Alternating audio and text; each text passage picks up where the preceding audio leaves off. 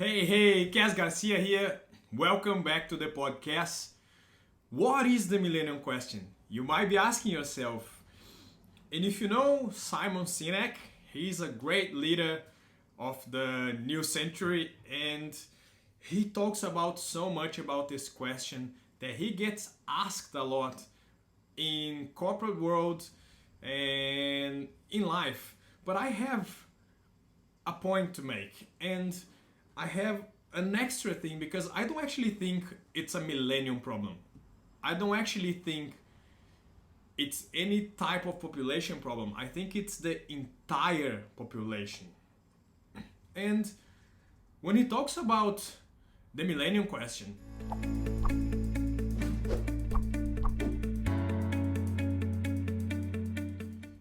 it sparked something inside me really big. And on that same day, it was Are You Okay Day. And I posted a video about people putting posts on social media saying, if you are okay, blah blah, come talk to me. But I challenged people to go out and reach out to people because people that are not okay, they are not really going to come out and say, hey everyone, I am not okay, come give me attention. It's very hard for someone that is actually not okay to come out and say it. So it's our jobs to check out on our friends, family, or even the strangers that are around us. And if you think about where we are heading into a great depression. And I'm not talking about financially. I'm talking about real depression. Because the rates of suicide and depressions today are going up the roof, are increasing every single day, especially now with COVID and people not being able to getting out of their houses and not being able to say their friends properly. This is creating an even bigger problem because we live now in a society where we are getting familiar and used to and creating a habit of putting filters into our lives. We go into Instagram, we go into Facebook or whatever media it is, and we post a photo that people look at it and people think, this person has a great life. They don't have any problems. And reality is we all have problems. We are all facing our own demons. But we don't show society and we don't talk about it. And we are getting used to just sweep it under the rug because it's the way it is now. We need to show people that we are perfect, that our lives are perfect, and that's what we want. But is it really? Why is it that every single day more people get depressed and they don't know what to do? And before I ask you the millennium question, which for me is the entire population question, let's understand why this is happening. And I want to talk about dopamine first. Dopamine is a chemical that is released on our brain every time we get a type of reward, let's put it that way. If you think about gambling, alcohol, smoking, drugs, all of these, they release a great amount of dopamine into our brains. And there is one extra thing now that the scientists have found that release that same or even more amount of dopamine. And that is our phones. Every time we get a message and our phone vibrates or, blinks, we get a great amount of dopamine in our brains. And what's happening is we are getting used to that instant dopamine into our brains. And for everything else, we've got restrictions for smoking, for using drugs, for alcohol. We've got restriction for all of those because we know how bad they can be for us and we can get addicted to them. But we don't have restrictions for using our phones, for being in front of a screen all day. We don't have restrictions of giving it to our kids. As early as 1-2 year olds, They have iPads in front of them. They even know how to use it now. And they get that instant gratification. Because what's happening is, back in the day, we needed to wait for things and be patient. If you wanted to watch a series, you had to, wait, week on week or month, whatever it was. Now we can just download everything and binge watch it. If you wanted to eat something really nice, you have to wait for like a weekend or a special occasion. We can now order things and within like 20 minutes, it arrives at our door.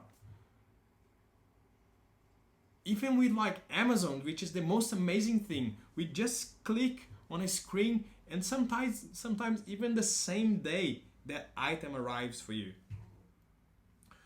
And we're creating a habit because we are creatures of habit. And the habit that we are creating is that we want everything right now. Why do you think that most of society now are fat and overweight and with all different new diseases? We know what to do. We all know that we have to exercise and eat healthy and avoid all these things. Sleep well. Why don't we do it? Because we want it right now. We go to the gym 1 day, 2 days, 3 days. We eat healthy for a whole week. And nothing happens. Because it takes time. And then we give up. And we go back to our same old, usual lazy pricks because we want everything right now. Even dialogues and being social, going out and talking to a girl, or a guy, whatever it is. Before, in the past, you had to, evolve a conversation and know what to say and think about it. All you have to do now is swipe right or left, I don't even know. And then you connected, and then you go out, you don't even say anything, and you're hooking up, you're having sex, and where is the meaning of that relationship, of what you're doing?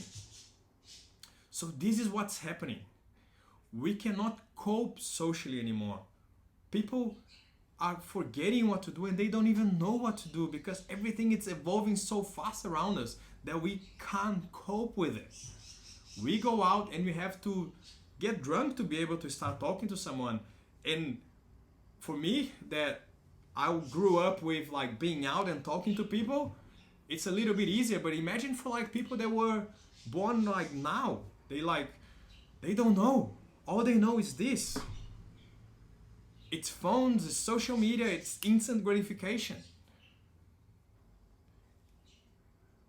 So what is the solution for all of that? How can we help ourselves first so we can help society? Because if we don't, things are going to get much worse. And bad things will happen. Because imagine this new generation coming up. They will have so many more problems with being able to talk to someone. We get into our because what is happiness? People think, what is happiness? It's a very hard thing to say. But one thing that I can say is that happiness comes with meaning. And how can we create a meaningful relationship, a meaningful job that we create an impact? It takes time. We're not going to be successful overnight. And some people might, because they're lucky, they have a great idea, or they have a beautiful body. But do they have meaning? How can we create that meaning for things? We get into our works and then we get into like a meeting and we are on our phones until the meeting starts. So we're not even creating meaningful relationships where we spend most of our days. So I thought about 3 things, and then at the end there is just one last thing that I want to say, but 3 things that can help solve this problem. It's not going to solve everything, but it's going to help you, it's going to help me, and it's going to help everyone. And if you do these things, which I have been doing, you will understand that you can be happy straight away. And the first thing that I want to tell you, and I know I haven't, what is the Millennium Question? Before I go into those three things. The Millennium Question is, why can we be happy now? Why are the millennials not happy? Why are they so hard to manage at work? And this is why. Because we now can't cope socially and we're just used to instant gratification. But what is the solution? The solution that I think is this. The number one thing that you have to do. You have to limit the amount of time you spend in front of a screen, the amount of time you spend on your phone or on social media. I'm not saying don't do it. It's amazing. You can actually create great, meaningful relationships, especially for people that are long distancing. You know, my family lives in Brazil and I'm here in Australia, so like I have to have this so I can FaceTime them. It's amazing.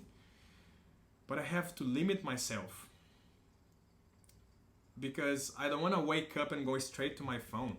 I want to wake up and turn around and say, hey, my beautiful wife, I love you. Hey, my son, how are you going? What's happening today? And that's not what you're doing. So we have apps today, and even like on the iPhone, you can limit the amount of time where you can access some of your apps. So limit. If you're going out for a coffee with someone or having dinner with someone, don't keep your phone on you. Put it on silent, not even vibrate, and leave it in your bag or whatever. Don't put it on the table. Because as soon as it vibrates or you can see that there's a message there, your brain straight away, you can't control that. Your brain wants that dopamine. So it starts thinking, who wants to talk to me? Am I important to that someone now? So limit the amount of time you have in front of a screen. Before you go to bed, 1-2 hours before, put your phone down, away from your bed where you sleep. If you need an alarm clock, buy one. Or just put it away so when you wake up, you have to go and turn it off, but don't go on it. Because that will create a habit from early in the morning, and that's what we are doing every day. The second thing is patience. Rome wasn't built in a day. And if you want something, you have to wait. Because, like I said before, we're not going to be successful overnight. We're not going to be very fit overnight. So allow yourself time. And allow yourself to not be perfect. Yes, go to the gym. Try to go every day. Try to eat healthy every day. But if one day you lose control and you eat a burger or whatever, that's okay. You're only one meal away from being healthy again. You're only one day away from going back to being fitness again. So allow yourself and don't punish yourself too much. Let things go. We are not perfect.